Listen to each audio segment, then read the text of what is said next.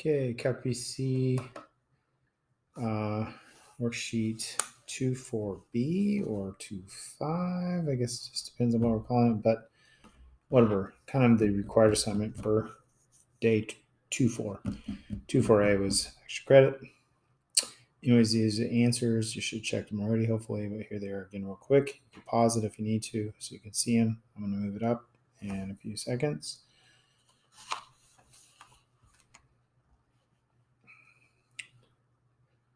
So there's the rest of the answers. Pause it if you need to. REBF stands for right in behavior function. LEBF would be left in behavior function. I do want infinities, positive or negative, for even though technically it's non-existent. Should have work for all these problems. And here's the next page. Pause it if you need to, so you can check those answers. I'm going to move it in a couple seconds. There's a bunch of derivative practice. And down at the bottom we have some limits, but probably definition of derivatives in disguise. Take advantage of that, hopefully recognize that there are definitions of derivatives and do those problems quicker because of that. Show the work. There you go. Go ahead and go through these problems. So the first problems, we have a piecewise graph. So we're going to analyze these limits graphically. The value of f2, negative 2 is 1, the actual value of the function, right? The limit as we approach negative 2 in general is actually 0 because the left side and the right side agree, right? So as you approach negative 2 from the left and right sides, it's going towards 0.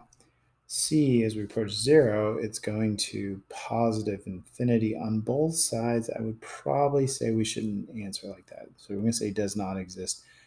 Even though I do want infinity or negative infinity for limits, that'd be if it's a one-sided answer. Just because both sides are going to positive infinity doesn't mean like, oh, they agree, because they could be going to other things. So this is one I would say, let's just say does not exist. As we approach negative 3, does not exist. One side's positive, negative, one side's positive infinity, the other side's negative. But even if they're both positive, both negative, let's say not exist in that situation. E, we're going towards negative infinity, and it appears that there's a horizontal asymptote y equals 1. As we approach 0 from the right-hand side, the derivative, take note of that, is super steep, but it's super negative steep. Negative infinity, right? People are going to say positive infinity. The graph's going to positive infinity. The derivative is negative slope on that side. From when we go to negative infinity, the slope is going to 0. It's getting flat, going towards a flat line, horizontal asymptote. At what points is f of x continuous but not differentiable? So it is connected, but not a smooth. So I think the only spot where it's continuous and differentiable would be at x equals 2, because the graph's connected, but there's like a sharp corner, so the derivatives don't exist. These ones, we just try substitution first. 4 times 3 minus 1 is 12 minus 1 is 11. This is just going to be 4. This is going to be natural log of e squared cubed, which is mean natural log of e to the 6th, rules of exponents. And natural log of e is going to give you 6. Natural log and x and e are inverse functions, so they cancel each other out. Or you could be asking, what do I raise e2 to get e to the 6? You're going to raise e to 6, get e to the 6. This one, we plug 2 in, and we're getting 0 over 0, which is indeterminate form, which should tell you maybe we should look for a hole in the graph. So let's try and factor the top and bottom. Difference of cubes, x minus 2, x squared, 4, in the middle multiplying, same, opposite, always positive, over x minus 2. That's the hole in the graph. Reevaluate by plugging 2 back into here. And we get 12. Okay, this one, if we plug 3 in, we're getting 27 minus 3 is negative 3 plus 3 is 0 over 0. So maybe there's a hole in the graph. But factoring this one's a little tougher. It's a cubic. So we're going to try rational root theorem. P over Q equals plus or minus 1 plus or minus 2 plus or minus 3. Now, by the way, we probably could skip rational root theorem. Like, we know we're looking for x equals 3. So let's not even do that. Now, we're still going to do synthetic division. That's separate from rational root theorem. So I think we know what we're looking, what root we're hoping to get out of it. That speeds it up a little bit. And sure enough, yes, it is a. So we're going to get x minus 3. Now the rest of it is x squared plus 3x minus 1. And we could try and keep factoring, but we don't need to because we found the whole. So that was the quick way of doing it. Now if we plug 3 back into this, we get 9 plus 9 is 18 minus 1 is 17. Okay. Number 7, plug it in, get a to the 6 minus a to the 6 is 0, over a minus a is 0.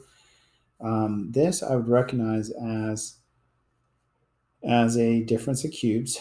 It's x squared cubed minus a squared cubed. It's a difference of cubes. So it's going to be x squared minus a squared, x to the 4th, a to the 4th, and then x squared, a squared in the middle, same, opposite, always positive, over x minus a. Now, this is going to be x minus a, x plus a, and so the x minus a is canceled. That's a hole in the graph. We plug a into what's left, and guess what we get? We get a plus a is 2a, and here we get a to the 4th plus a to the 4th plus a to the 4th. That's 3a to the 4th. And so that's going to be 6a to the 5th. Rules of exponents, simplify it. Number 8, if we plug infinity in, the dominant terms are these guys, and they have the same degree, so it's really just going to be the ratio of their coefficients. Negative 1/3. Here we're going to infinity in behavior, dominant terms. The top is dominating the bottom, so it's going to positive infinity. Or technically does not exist. This one going to negative. These are the dominant terms, so it's going to be negative over, this becomes positive, but it's negative. So we should get a positive answer. It's a ratio of these coefficients. So it's going to be, actually no, this is bigger than that one. It's going to 0. So we don't need to care about sign. Number 11, go to negative infinity. These are the dominant terms. So this is like 2x. Now you remember, we got to put absolute values around this. Now before we even do this, if we plug negative infinity and we get positive here, squared is positive, square root is positive, we should get a positive answer. And if you forget this, you're gonna get the wrong answer. So we should get a positive answer. So here, when you plug a negative in here, it's going to become positive 2 over 2 equals 1. Okay. All right. Number 12. If we go to infinity, this is a good sandwich theorem problem. So we'd say, all right, well, sine 4x is between 1 and negative 1. And then we divide everything by x squared, algebraically is okay. And then we say, okay, well, if we take x to 0 or x to infinity, these are going to go to 0 and these are going to go to 0, right? So we can say, since the limit as x goes to infinity of negative 1 over x squared equals the limit as x goes to infinity of positive 1 over x squared, and they both give you 0, therefore, by the sandwich theorem, the limit of what's in between them, sine of 4x over x squared, would have to also equal 0. So I'm kind of probably looking for something like that on your next test. This one, same idea. Sine x is between negative 1 and 1. We could divide everything by 2x. Now, when you divide by 2x, x is positive, by the way, so we can feel confident with not having to flip this sign, so that should be right. And so as x goes to infinity, this goes to 0, this goes to 0. Stuck in the middle has to go to 0. So since the limit as x goes to infinity of 1 over negative 1 over 2x equals the limit as x goes to infinity of positive 1 over 2x, and they both give you 0. Therefore, by the sandwich theorem or squeeze theorem, limit of what's in between, which we've already established, would also have to go to 0. So there we go, 0, 0. All right, next one. We could break this up maybe first. Limit as x goes to infinity of 3 sine x over x plus, and I guess we could be using a different tool on these ones too, but that's fine, plus 2. So we could just do this one. We say, okay, well, sine x is between negative 1 and 1. Now, this is different. You might be, oh, isn't this one that goes to 1? Because sine x over x is going to be 1. That's if x was going to 0. That's a totally different thing. So we can't do that here. So we multiply by 3 over x, 3 over x. So as x goes to infinity, this is going to 0, and this is going to 0. So we're going to say since the limit as x approaches infinity of negative 3 over x equals the limit as x approaches infinity of positive 3 over x equals 0. Therefore, the thing that's clearly been shown to be in between these, that limit of 3 sine x over x has to equal 0. But don't forget, we're going to add a 2 to it. So the answer is 2. That can be tricky. Okay, next one is going to 0. I guess we could do that same thing here. Cosine of 1 over x squared is between negative 1 and 1. So negative x squared cosine 1 over x squared as x goes to 0. This goes to 0, and this goes to 0. So we can say since the limit as x goes to 0 of negative x squared equals the limit as x goes to 0 of positive x squared equals 0. Therefore, by the squeeze theorem, sandwich theorem, the limit as x approaches 0 of x squared cosine 1 over x squared equals 0. But then we got to add the 2. So the final answer is 2. 0 plus 2 is 2. Okay. Right-in behavior. Right-in behavior means that we're taking the limit as x goes to infinity, and we're saying, what does the function overall start to behave more and more like? Well, that's really a dominant term thing. Okay, so on all these, the dominant term is going to be, so here the right-end behavior function is going to equal 8x cubed. The thing is going to behave more and more like a cubic as x gets big. At first, just the simple cubic, though, without these terms. These other terms start to become negligible. So here, yeah, at first the sign has more impact, but as things go on, the sign's like nothing. And here, that gets really tiny as x goes to infinity. So the x is what matters. Here, x to the 10 or e to the x, which one dominates? Do polynomials or exponentials? Exponentials grow bigger. So at first, the x to the 10 has more influence, but as x gets big, it doesn't.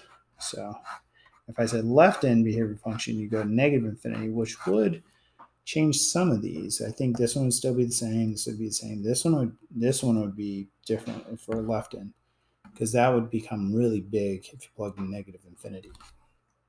Okay. Got a bunch of derivatives on the back, just practice with your derivatives, which we reviewed in the notes. So we got a lot of different rules here. Remember, this is the same as x to the negative 1. You can do quotient rule on that if you really want to, but I wouldn't recommend it. So the derivative is 3x squared minus x to the negative 2. So we could rewrite it as 3x squared minus 1 over x squared as the derivative. This one we got to do Product rule, x squared times derivative of sine is cosine x plus sine x times derivative of x squared is 2x. You might clean it up and say, okay, this is x squared cosine x. And we usually want to put stuff in front of trig functions. Otherwise, it looks like this stuff's inside of it when it's not. Okay, next one, a little chain rule. Take derivative of the outside, leave the inside the same, times derivative of what's inside. 3x squared. Again, it's nicer to put the 3x squared in front for your final answer. Make it less confusing. Okay, this one, we got a little chain rule. Derivative of e to the 2x is e to the 2x times derivative of what's inside is 2. And so similar to trig, it's nice to put those things in front. Okay, this one, derivative of natural log is 1 over what's inside, which by the way is x to the negative 2. So then we got to take the derivative of x to the negative 2. So we negative 2x to the negative 3. So this is kind of weird looking. So we have, now this just becomes x squared, right? 1 over x squared times negative 2 over x cubed. So our final answer would probably be negative 2 over x. Cleans up. Nice. Here, y prime, derivative of e is itself times derivative of what's inside because of the chain rule. It's probably better to put, well, I don't know. I think I kind of like this best for that. 26, got a little quotient rule. So y prime equals low d high minus high d low all over low squared. Now I'm very careful when I do quotient rule and put a lot of parentheses around this stuff because you got to distribute. So you have x squared minus 1 minus 2x squared. The bottom I would leave factored. I really think there's big benefit to doing that. Now, it does look like we might, well, you might be like, ooh, can we cancel these? Well, you take a negative out, and no, you can't. You can't reduce this. I think that's it, right? Or that. Okay, 27. We're gonna do another product rule. So e to the x times derivative of cosine is negative sine with the chain rule times derivative of what's inside that 2x plus cosine of x squared times derivative of e to the x is e to the x. And let's clean it up. Negative 2x e to the x sine x squared plus e to the x cosine x squared. That's nice. That's now derivative inverse tangent, and remember it's 1 over 1 plus what's inside squared. Remember that? Times derivative of what's inside because the chain rule, 3x squared. So final answer is going to be 3x squared over 1 plus x to the 6th. Okay, natural log is 1 over what's inside times derivative of what's inside, which is going to be a quotient rule. Low d high minus high d low all over low squared. Can we clean this up? This would be x squared minus 1 over x. This would be x squared minus 2x squared. No, this would be a 1. Now, there is something right away I think we could reduce. We reduce one of these with one of those. And then this is going to be negative x squared minus 1.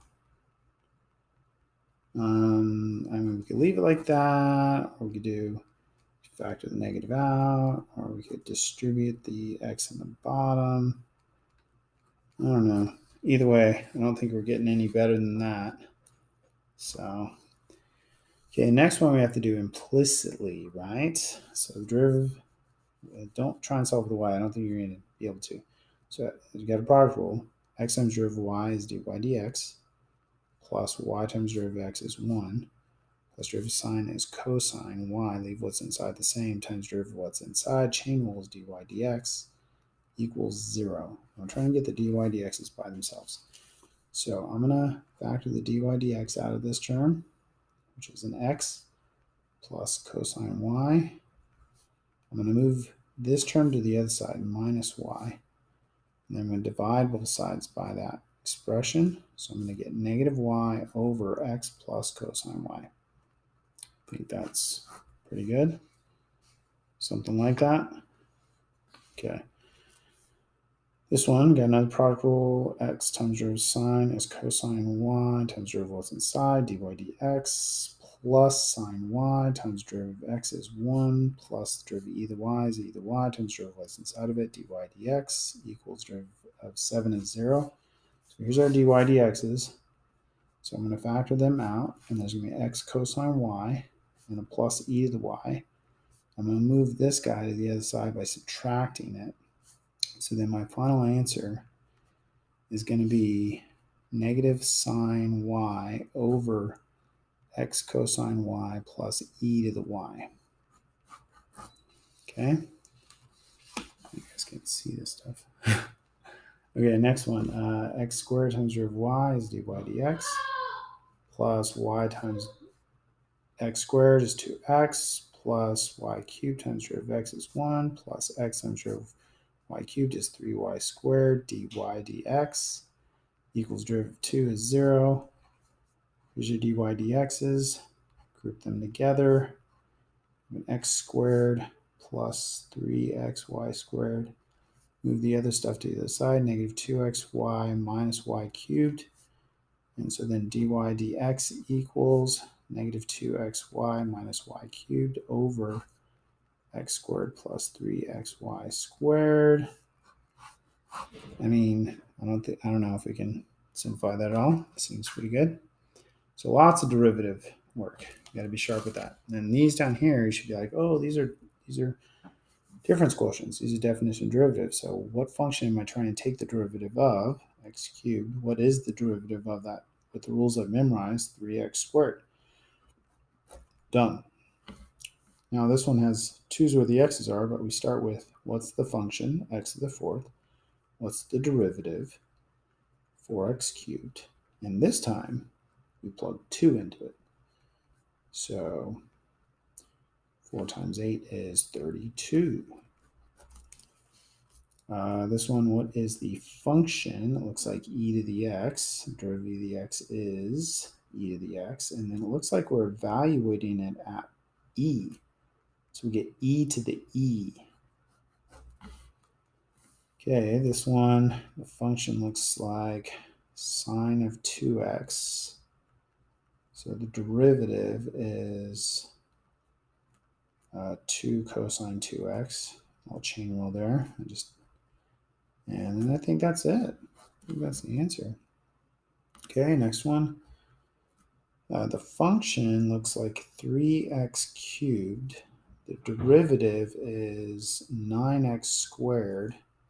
Then we're evaluating it at 2. So we're going to get 36. All right, that's the quick way to do those. Here, at x equals 2 f of x, the continuous differentiable both and either. By the way, differentiable on its own is illogical answer because it requires continuity. So it's either going to be continuous or continuous and differentiable, both, or neither. So what we want to do is plug 2 in and see what happens. Let's check continuity first, because if it's not continuous, we don't even bother with differentiability. So we get 8 plus 2 is 10, 12 minus 2 is 10, so it is continuous. Then we take the derivative piecewise, 3x squared and 6, and then we plug in 2 into that, and see what happens. We get 12, and here we get 6, so they're not equal, so it's not differentiable, so it's just continuous. It's continuous, but it is not differentiable, right? Okay. Next one, we're finding A and B so that it is continuously differentiable. We're not trying to decide if it is or isn't. We're trying to force it to be. So we're going to plug 2 in. There's 2 unknowns. We've got to get 2 equations. So we get 4a plus 2b. And we get 14, and those have to be equal to each other. 4a plus 2b equals 14. Then we want to take the derivative. The a's and b's are just numbers, so it's going to be 2ax plus b, and this is going to be 3x squared. And then we're going to plug 2 into this. So we're going to get 4a plus b, and we're going to get 12. So 4a plus b equals 12. And what I'm going to do is I'm going to do system of equations, subtract this, get b equals 2, and plug that back in to find a, like 4a plus 2 equals 12, 4a equals 10, divide by 4, a equals 5 halves. It's a lot of work to fit into a small area. Okay, next one, similar idea. Let's plug 1 in. And we get 2. And we get m plus b, and those have to be equal to each other. So m plus b equals 2 is one of our equations. We're going to find the derivative. That's going to be 2x plus 1. And m. And then we're going to plug 1 into those. We get 3. And we get m. So m equals 3 is actually one of our answers. And then I'm going to plug that in to find b. And so b equals -1. There we go. Bunch of good stuff. Good practice. All right.